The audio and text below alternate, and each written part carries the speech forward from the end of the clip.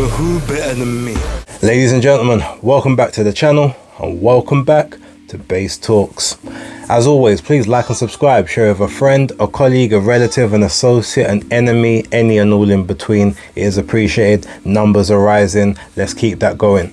Now, I just come back from the Magnificent Seven Rides Again press conference, Queensbury Promotions, headlined by Nathan Heaney and Brad Pauls. Also, Joe Joyce versus Cash Ali on the card, Liam Davis versus Eric Robles, several other pretty good quality matchups as well.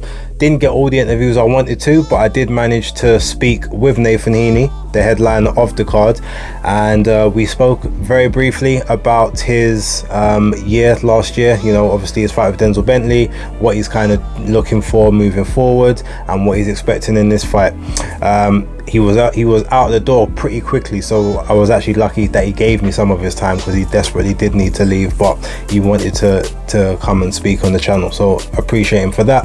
Without further ado, please have a look, and I'll catch you on the flip side. This is Base the Kid, the hardcore casual, and I am delighted to be joined by British and WBA Continental Middleweight Champion Nathan Heaney. Nathan, how you doing, man? Yeah, very good, mate. Yeah, it's been good to be back in the momentum of things. And obviously, the press day today for the build-up to the Magnificent Seven card. Obviously, I'm headlining the card against Brad Pauls in a very good fight. So yeah, it's very, very good. Now listen, you won the British title in spectacular fashion. I will admit I was one of the people that did expect Denzel Bentley to get that victory, but the performance was marvellous, magnificent, probably one of your best. How did it feel sort of headlining the card in Manchester, so close to Stoke, with a lot of your travelling fans coming down, and ultimately how did it feel to get your hand raised at the end? Oh, it was the best feeling I have ever experienced in my life, at least in a sporting environment. It was incredible. But it's just it's just obviously you work so hard throughout your career and stuff, and then you get this moment where you've got to step up to a level that everyone assumes you're nowhere near, but you've got no choice. You have to. If you get offered the British title, it may never come again, so you have to accept it.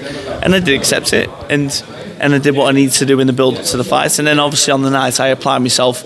Like I said, I did my best performance. I still don't think it is the best I could perform, but it was definitely the best I've done so far. No, well look, you're definitely being a bit harsh on yourself there, but humility is what breeds greatness, right? Because you're searching for more, you're searching for greatness in the next one. So the next one is here. You are fighting Brad Pauls, who is the English middleweight champion. What was your thought process behind taking this fight as your voluntary for the British? Because he's got a great title behind him. He's another great domestic fighter. I've beaten a previous English champion in Jack Flatley. Obviously, I've just beat the British champion Denzel Bentley. And then when you're looking at the top 15 throughout that, the top 15 fighters, they're all very, very good. It's a stacked division, to be fair. But then when you look at some fighters, some are people with Matchroom, other people are with Wasserman, and it's a logistical nightmare in terms of sorting fights out. And obviously, Brad, he's got a great style for a very good fight, and I know that he wants to cause the upset, and he'll do everything he possibly can to do that. But it's just for me to apply myself as I always do, and just do what I need to do to stay the champion.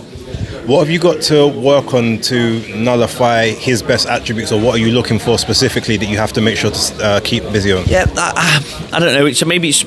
Maybe it's how he applies himself to me. If I do what I know I'm good at, it'll be how he applies himself to me. But I leave all that stuff to Steve Woodvine, my coach. He'll know what to do for me to beat Brad, and what I need to do, whether it's boxing, whether it's sticking on him, whatever it is, he'll come up with what needs to be done. Okay, I'm not going to disrespect Brad or yourself by asking you what you want to do after this, because this is no gimme fight. But with regards to just the year in itself, I mean, how active are you hoping to be? How much more time do you want to be out? Do you have any further aspirations beyond this fight? You can never look, like you say, you can never look beyond any fight. Ideal scenario: win this fight on the Summit Me football ground, then fight wherever in the world towards the end of the year. So 3 fights this year would be an absolute dream. Hopefully, I'll win them all, and see how it goes. But the most important one is March 16th for the British. No worries. Listen, Nathan, thank you very much for your time. I know you're pressed for time. I appreciate it, and hope to speak to you soon. And best of luck on the 16th of March. Thank you very much, mate, gentlemen. Thank you very much. So, as you can see, very short, very sharp. I mean, there's so much more I could have asked him, but again, I had to be respectful of his time and the fact that he did give me some. Hope you enjoyed that. Leave your comments down below. Let me know what your thoughts are. Hopefully, I can be at the next press conference, which will be Fight Week, but that will be in Birmingham. So that just depends on what my schedule's like at the time, and whether or not I'm able to sort things out to the point where I can actually get to Birmingham for that.